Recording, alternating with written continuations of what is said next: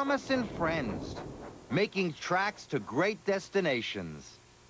Lego Duplo proudly supports Thomas and Friends on PBS Kids, where imagination and creative play fuel your child's journey. Lego Duplo, building sets for preschoolers.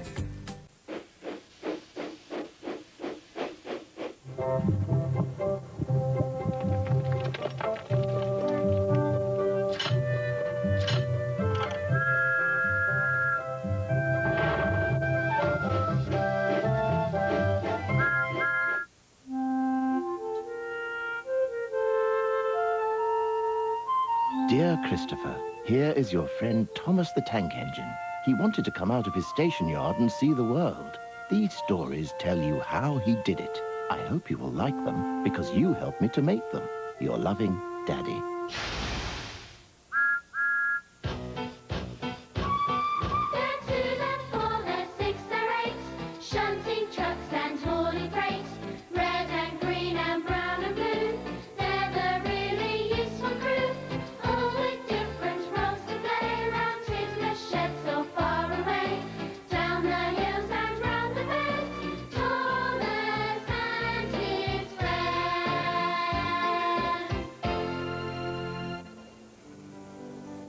The island of Sodor is surrounded by beautiful blue sea.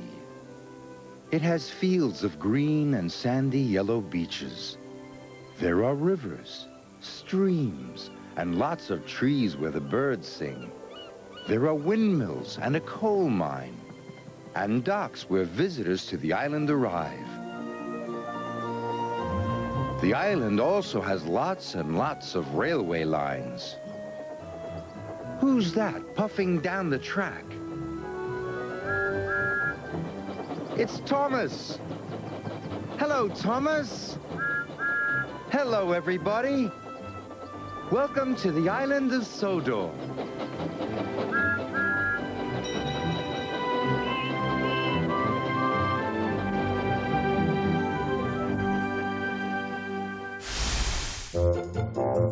Today, on the island of Sodor, we'll see what happens when Duncan tries to do it all.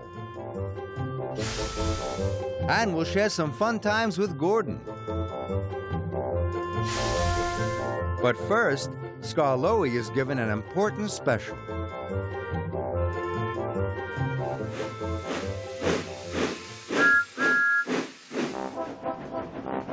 Skarloey storms through. In the summer, the high hills of Sodor are Skarloey's favorite place. There are flowers and forests and fields full of sheep and farmers who wave as Skarloey chuffs by. But in the winter, it's very different in the hills. There is rain and wind, and sometimes there are bad storms. One rainy day, Skarloey was delivering cars of slate. He saw a farmer up ahead by the tracks. "There's an emergency," he shouted. "A big storm is coming. We have to get the sheep down from the hills. We need the engines to help." Skarloey wanted to help, so he puffed quickly away to the depot. He had to tell the other engines that there was an emergency.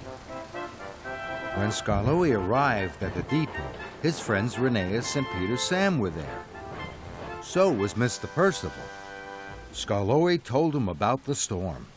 "First," said Mr. Percival, "you must collect the freight cars and take them to the top of the hill. Then pick up the sheep and bring them safely down the hill to the farmers." "Yes, sir," peeped Rheneas and Peter Sam. They couldn't wait to get started. As Skarloey was being uncoupled from the slate cars, there was a flash of lightning and a roar of thunder.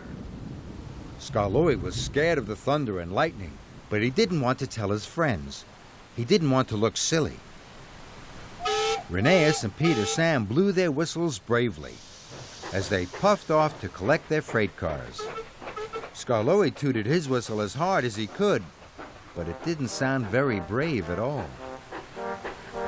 The three little engines arrived at the bottom of the hill with their freight cars. Then there was an even louder roar of thunder. Skarloey's wheels wobbled. He was very frightened. "Here I go," puffed Rheneas, and he bravely chuffed up the hill. "I'm coming too," tooted Peter Sam, and he puffed off bravely after his friend. Skarloey watched his friends disappear into the storm. He didn't feel as brave as the other engines. "I'm too scared to go up the hill with them," Skarloey puffed quietly.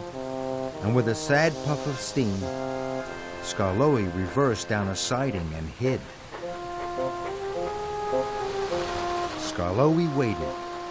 He hoped no one would see he wasn't helping.